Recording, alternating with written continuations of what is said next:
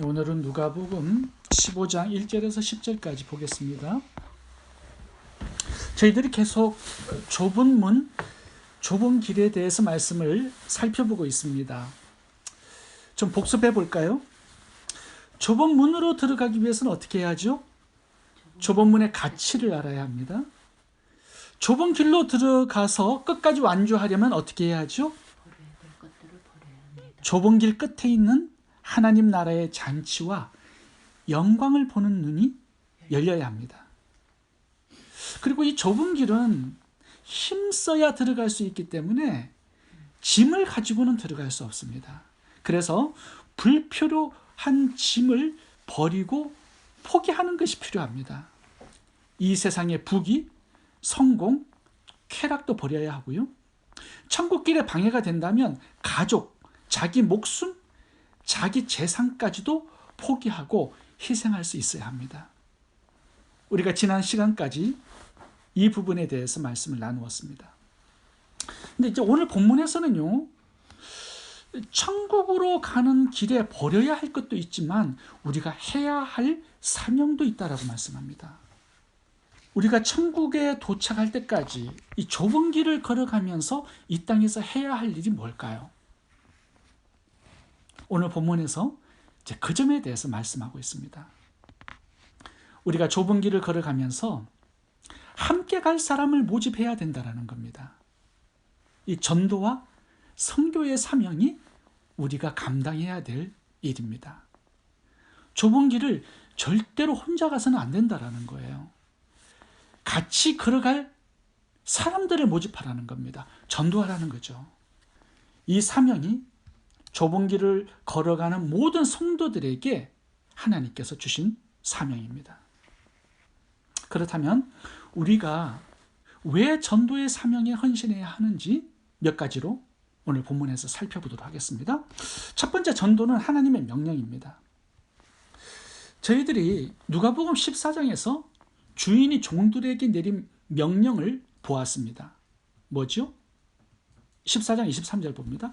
주인이 종에게 이르되 길과 산울가로 나가서 사람들을 강권하여 데려다가 내 집에 채우라. 분명히 주인은 종들에게 명령을 내렸습니다.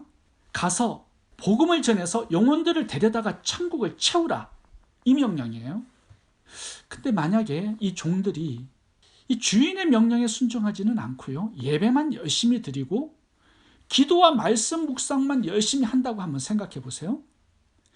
죄를 짓지도 않고 경건하게 살아요. 이렇게 사는 것이 종들이 잘 사는 걸까요? 주인의 기쁨이 되는 삶일까요? 당연히 아니죠. 예배하고 말씀 묵상하고 기도하고 죄 짓지 않고 경건하게 사는 것 자체가 완전한 불순종입니다. 왜냐하면 주인의 명령을 무시하고 짓밟고 있기 때문이죠. 마태복음 25장에 한 달란트 받았던 종을 한번 살펴보세요. 죄 지은 것 나오지 않습니다. 주인의 달란트를 탕진하지도 않았어요. 탕자처럼. 경건하게 주인이 올 때까지 너무나 잘 살았어요. 그럼에도 불구하고 주인은 그 종을 영벌의 심판에 처해버립니다. 그 이유가 뭐예요? 주인의 명령을 무시하고 짓밟은 죄 때문입니다. 우리가 이것을 잘 생각해 봐야 한다는 거예요. 부활하신 주님께서 모든 성도들에게 명령을 내리셨습니다. 너희는 가서 모든 족속으로 제자를 삼아 내가 명령한 모든 말씀을 가르쳐 지키게 하라. 천하 만민에게 복음을 전하라. 땅끝까지 이르러 복음의 증인이 되어라. 이런 명령이 주어졌습니다. 근데 성도들이 만약에 주님께서 명령하신 영혼 구원에는 전혀 관심이 없어요. 예배만 열심히 드려요. 성도들끼리 친교 열심히 나누어요. 목장에도 참여하고 성경 공부 열심히 하고 기도 생활 열심히 해요. 죄 짓지 않고 경건하게 살아요. 십계명 철저하게 다 지켜내요. 그렇다면 성도들의 이러한 삶이 칭찬받을 만한 삶인가? 하나님께서 잘했다고 인정할 수 있는 삶인가? 절대 그렇지 않습니다. 아무리 경건하게 잘 살아도요, 하나님께서 명령하신 전도와 성교의 명령에 순종하지 않는 한 그 삶은 완전한 불순종입니다. 오늘 본문에 바리새인들과 서기관들이 나옵니다. 이 사람들 한번 봐보세요. 1절에서 4절까지 보면 이 바리새인들과 서기관들은요, 어떤 사람이에요? 율법 사랑하는 사람들입니다. 철저히 안식일을 지키면서 하나님을 예배했던 사람들이에요. 하루에 3번 기도합니다. 이 사람들을 주님께서 칭찬하시는가요? 아니죠. 독사의 자식들아, 엄청난 말씀을 하시죠. 마귀의 종들아, 이렇게 말씀하셔요. 왜 그렇죠? 1절에서 4절까지 읽어보겠습니다. 모든 세리와 죄인들이 말씀을 들으러 가까이 나오니 바리새인과 서기관들이 수군거려 이르되 이 사람이 죄인을 영접하고 음식을 같이 먹는다 하더라.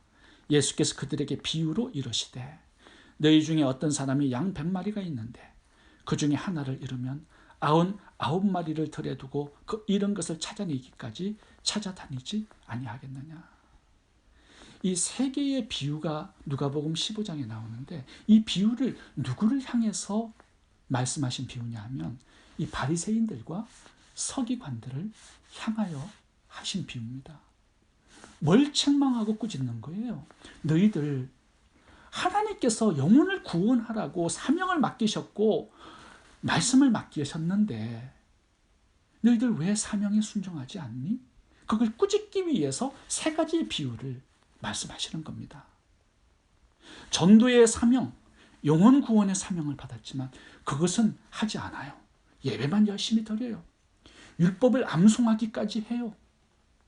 그렇지만 그들은 하나님의 반대편에서 살아가고 있습니다. 예수님이 전도하기 위해서 죄인들의 친구가 되셔서 음식을 같이 먹어요. 예수님을 비방하고 꾸짖습니다. 여러분, 예배만 열심히 들으십니까? 성경 공부 열심히 하십니까? 죄짓지 않고 경건하게 살고 있습니까? 그것으로 충분하지 않습니다. 복음을 전하라는 사명이 떨어졌어요, 우리들에게. 그 명령에 순종하기 전까지는요, 우리는 불순종의 삶을 살아가고 있는 것입니다. 예수님이 십자가에 죽으시고 부활하셔서 죄와 사망, 마귀를 정복하셨습니다. 우리가 그 복음을 전파해야 영혼들이 구원받고 살아나고 주님께 돌아옵니다. 그리고 주님의 재림이 우리의 복음 전파의 사명에 달려 있습니다. 사람들의 영원이 우리 돌의 손에 달려 있어요. 우리가 왜 전도해야 하고 선교해야 합니까? 그것은 하나님의 명령이기 때문입니다. 두 번째, 전도는 하나님의 기쁨입니다. 누가복음 15장에는요, 3가지의 비유가 나오는데 그 속에 기쁨이라는 단어가 12번 반복해서 나옵니다.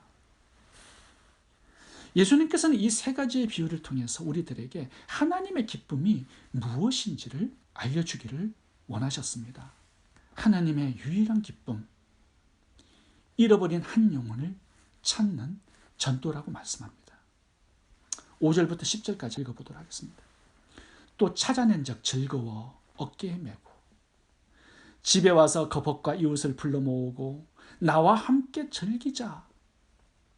죄인 한 사람이 회개하면 하늘에서는 회개할 것 없는 의인 99으로 말미암아 기뻐하는 것보다 더하리라. 나와 함께 즐기자. 이런 드라크마를 찾아내었노라. 한 사람이 회개하면 하나님의 사자들 앞에 기쁨이 되느니라. 내 동생은 죽었다가 살았으며 내가 잃었다가 얻었기로 우리가 즐거워하고 기뻐하는 것이 마땅하니라. 이렇게 기쁨이라는 단어가 12번 나옵니다. 성경에 보시면 기쁨이라는 단어 찾아보기 참 어렵습니다. 창세기 1장에 하나님의 심히 좋았더라 한 번 나와요. 그 다음부터는요, 노아의 홍수 심판이 나오죠.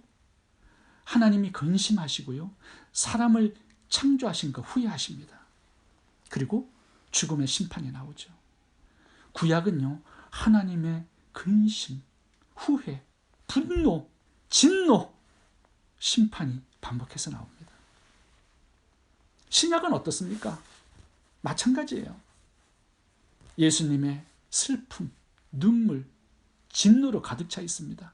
성전에서 매매하는 상인들을 보고 분노하시고 채찍으로 상을 뒤집었습니다. 바리새인들을 보고 독사의 자식들아 막 진노하십니다. 예루살렘을 보시고 우세요. 죽은 나사렛을 보고 우세요. 성경은요, 구석구석 하나님의 상한 마음으로 가득 차 있습니다. 근데 오늘 본문은 달라요. 12번 하나님의 기쁨과 즐거움, 잔치가 나옵니다. 하나님의 유일한 기쁨이 뭔지를 설명하시는 거예요. 한 영혼이 예수님을 믿고 하나님께로 돌아오는 이 구원, 하나님의 기쁨이 얼마나 큰지를 우리들에게 보여주고 있습니다. 이런 영혼을 찾을 때마다 동네 사람들을 초대해서 큰 잔치를 벌여요. 하나님의 기쁨이 얼마나 큰지를 짐작해 볼 수 있습니다. 그리고 하나님의 기쁨이요, 이게 보통 기쁨이 아닙니다. 최상급 기쁨으로 표현되어 있습니다. 7절과 32절을 보겠습니다. 죄인 하나가 회개하면 하늘에서는 회개할 것 없는 의인 99을 인하여 기뻐하는 것보다 더하리라. 최상급이죠. 32절 읽어봅니다. 내 동생은 죽었다가 살았으며 내가 잃었다가 얻었기로 우리가 즐거워하고 기뻐하는 것이 마땅하다. 3중 기쁨이죠. 즐거워하고 기뻐하고 거기에다가 마땅하다. 이 영혼 구원의 기쁨은요, 하나님의 최상의 기쁨입니다. 주체할 수 없는 기쁨이에요. 그리고 유일한 기쁨입니다.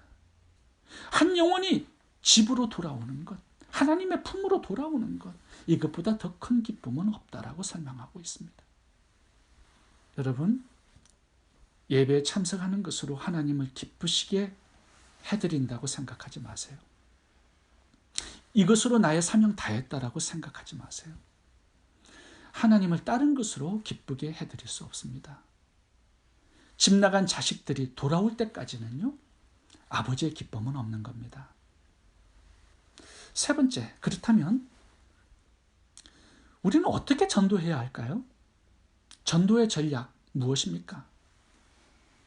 오늘 본문에서 그 점을 설명하고 있습니다. 오늘 본문을 보시면요, 하나의 초점이 맞춰져 있습니다. 양 한 마리, 동전 하나, 그리고 내일 본문에 가시면 아들 하나. 누가복음 15장에요, 하나라는 단어가 매우 많이 나옵니다. 같이 보실까요? 4절부터 읽어보겠습니다. 너희 중에 어느 사람이 양 100마리가 있는데 그 중에 하나를 잃으면, 7절 보세요. 이와 같이 죄인 하나가 회개하면, 8절 보세요. 10드라크마가 있는데 하나를 잃으면, 10절 보세요. 죄인 하나가 회개하면, 32절 마찬가지입니다. 내 동생은 죽었다가 살아났으며 내가 잃었다가 얻었기로. 하나에 집중하죠. 이것이 전도의 전략이고 방법이라는 거예요. 한 사람에게 초점을 맞추고 집중하라는 것입니다. 이 사복음서를 보시면 예수님의 전도 방법과 전략이 나옵니다. 한 사람에게 집중하죠. 사마리아 우물가 여인 한 사람, 니고데모 한 사람, 삭개오 한 사람, 그라사 광인 한 사람, 간음한 여인 한 사람, 그리고 십자가에 돌아가실 때 우편 강도 한 사람. 주님께서는 한 사람에게 집중하시고 초점을 맞추시고 그 사람을 구원하십니다. 우리도 이렇게 하라는 거죠. 사도행전에 나오는 전도의 전략도 마찬가지입니다. 누가가 누가복음 사도행전을 기록했는데요, 누가가 데오빌로 한 사람에게 초점을 맞추고 집중합니다. 일평생 이 두 권의 서신서를 데오빌로 한 사람을 향하여 기록합니다. 이 한 사람 전도하는 것이요, 세계 복음화의 문을 열고 비결이 된 것입니다. 사도행전에 보시면요, 베드로가 고넬료 한 사람을 전도합니다. 빌리 집사가 이디오피아 내시 한 사람을 전도하는 데 집중합니다. 이렇게 한 사람 한 사람을 전도한 것이 모아져서 세계 복음화를 이룬 것이 사도행전입니다. 마태복음 5장을 봐보시면 너희는 세상의 소금이요 빛이라고 말씀하면서 지방 가족들 몇 사람에게 비추는 빛이 되라고 말씀하죠. 한 사람에게 전도에 초점을 맞추고 집중하라고 말씀하고 있는 것입니다. 그렇다면 구약의 전도 방법은 어떨까요? 구약도 마찬가지예요. 한 사람에게 초점을 맞추고 있습니다. 아브라함 봐보세요. 이삭 아들 하나를 얻는데 일생을 드립니다. 이삭은요, 야곱 한 사람 전도한 겁니다. 야곱은요, 12명 아들 전도한 거예요. 나오미는 룻 한 사람 전도했는데 거기서 다윗 왕이 나오고요, 예수님이 그의 후손으로 오십니다. 모르드게는요, 에스더 조카 한 명을 전도했는데 그게 나라를 구하는 비결이 되었습니다. 푸림절을 만든 주인공이 된 거예요. 류익태 성도님이라는 분이 책을 한 권 썼습니다. 그 책 이름이 평생 한 명 전도하는 법이에요. 일평생 한 명만 전도하면 된다는 겁니다. 대단한 책을 쓰셨어요. 그 책에 나오는 내용 중에 몇 가지만 소개하고 마칠까 합니다. 오직 한 명만 정조준하라. 전도 실적에 너무 욕심 부리지 말라. 누가가 데오빌로 한 사람을 일평생 전도한 것처럼 평생 한 사람 전도에 집중하라. 가까운 사람부터 시작하라. 전도의 원료는 예루살렘부터다. 배우자, 자식, 부모, 전도 대상자의 범위를 가까운 한 명으로 줄여서 오직 한 사람만 집중 전도하라. 내가 아니면 전도할 수 없는 그 사람을 찾아내라. 그리고 품고 잉태하는 시간을 가져라. 그동안 집중적으로 기도하라. 그리고 마음을 다해서 필요를 섬겨주라. 한 사람의 영혼을 천국의 생명책에 기록하는 것을 인생의 큰 목표로 삼아라. 내 혈관에 전도의 피가 흘러야 한다. 사람 낚는 어부가 성도의 일평생 사명임을 잊지 말라. 너는 모든 일에 근신하여 고난을 받으며 전도의 일을 하며 내 직무를 다하라. 디모데후서 4장 5절 말씀입니다. 기도하겠습니다.